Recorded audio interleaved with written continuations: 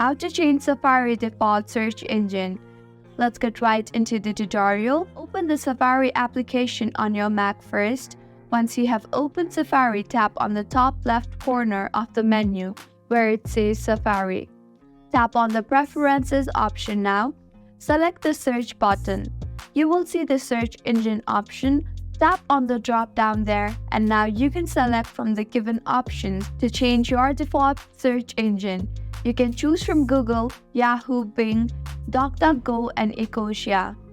I will simply choose Google here. Now, you can see if I make a search, it redirects me to Google.